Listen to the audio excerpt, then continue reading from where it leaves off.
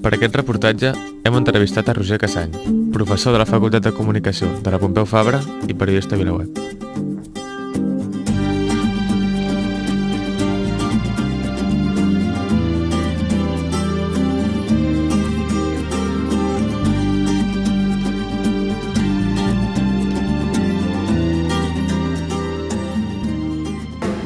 Jo no m'hi he hagut d'adaptar perquè jo ja havia conegut el periodisme així.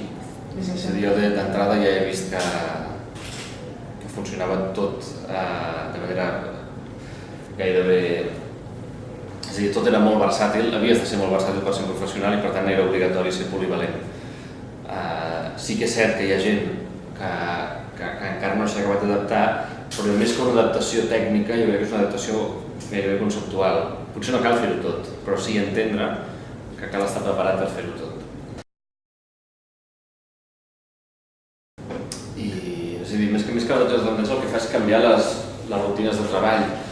Les xarxes socials el que són, d'una banda, és una gran font d'informació, és a dir, tu a Twitter i a Facebook pots saber coses abans que ningú de manera molt ràpida i pots saber també quina és la tendència o cap on valuen segons quines informacions. Pots, a més, difondre de manera nova tota aquesta informació, és a dir, si el paper dèiem que deixava de tenir una mica de sentit amb el pas del temps, com a mínim amb la premsa diària, amb les xarxes socials, gairebé podríem dir que la web comença a deixar de tenir sentit, és a dir, podríem arribar a dir algú que ha arribat a dir que la web és vella ja, perquè la gent s'informa a través de Twitter i Facebook. Però és que, a més, les xarxes socials eliminen cada vegada més els intermediaris, és a dir, quan es mor Tito Vilanova,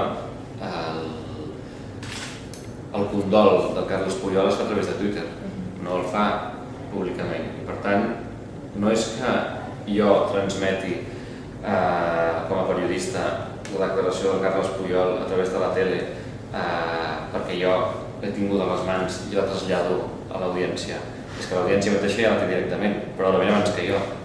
El que faig és traslladar al Twitter del Puyol, en tot cas el que puc fer és acumular els comptes de Twitter dels jugadors, intentar fer una informació completa, intentar dissenyar o dibuixar un mapa de l'actualitat en aquell àmbit o d'aquelles declaracions perquè sigui atractiu, per donar-los una mica d'ordre i ajudar en tot cas a l'audiència a tenir-ho agrupat i ordenat i resumit si cal, però no puc fer gran cosa més perquè l'intermediari ja no hi és, això passa amb els polítics també, fan una declaració a Twitter i té el mateix valor que una feta davant d'un micròfon.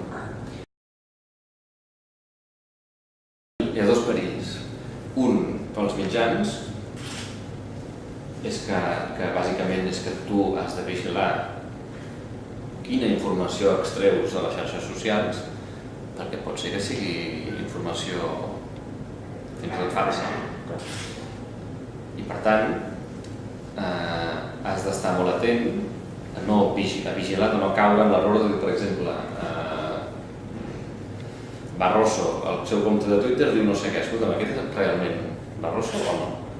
N'estem convençuts? Llavors què passa? I aquí juga molt l'experiència.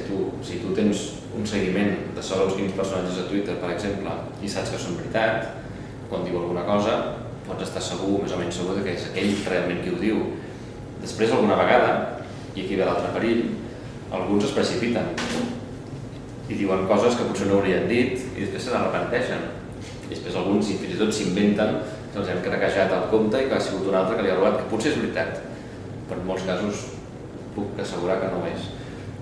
O sigui, hi ha un doble perill, un perill pels mitjans, que han de saber donar credibilitat a una font d'informació que abans no existia i que per tant no és fàcil de gestionar, i aquí hi val molt l'experiència i has de saber contrastar o l'experiència i els contactes. Si Puyol diu no sé què a Twitter, potser et pots trucar i escolta, allò que dius és veritat, o t'has d'assegurar que sigui ell. I l'altre perill és que qui parla a Twitter moltes vegades no és conscient de que està parlant, és un altaveu igual, i per tant pot dir una bestiesa i aquella bestiesa pot ser notícia.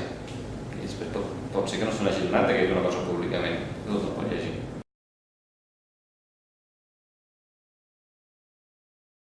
Llavors, què m'ha portat? D'entrada és una feina que emocionalment és molt agraïda, perquè realment pot ser una funció social.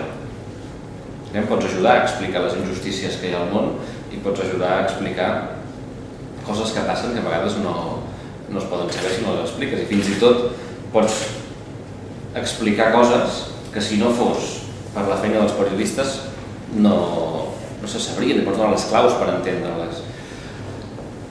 I això també et porta a conèixer moltes realitats, a conèixer molta gent i a tenir una vida, com t'ho diria, molt intensa, fins i tot socialment activa, perquè t'acabes entrant en contacte amb un seguit de gent, de moviments, d'activitat, de la qual implícitament, encara que estiguis treballant en un altre tema, encara que estiguis en un altre lloc, n'estàs al cas, estàs informat, estàs connectat i per tant estàs permanentment al cas de les coses que passen, sobretot dels àmbits en els quals et dediques.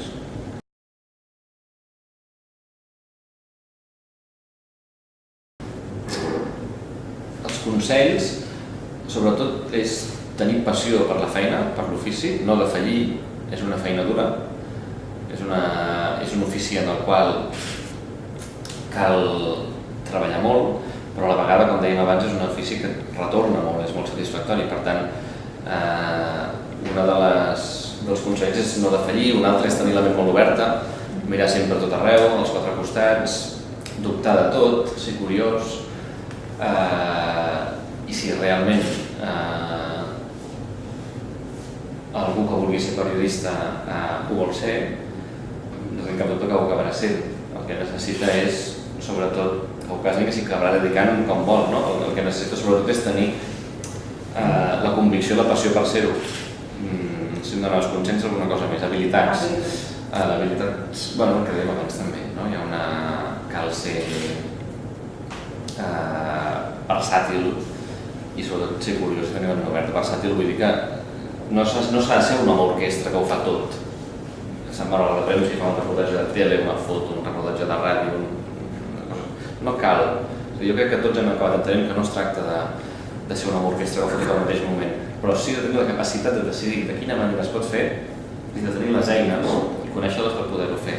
Per tant, s'ha d'entendre la versatilitat d'aquesta manera. No es tracta de fer 30 coses alhora, però de saber-ne fer unes quantes i saber triar i tenir criteri per saber de quina manera es pot fer millor segons quin tema.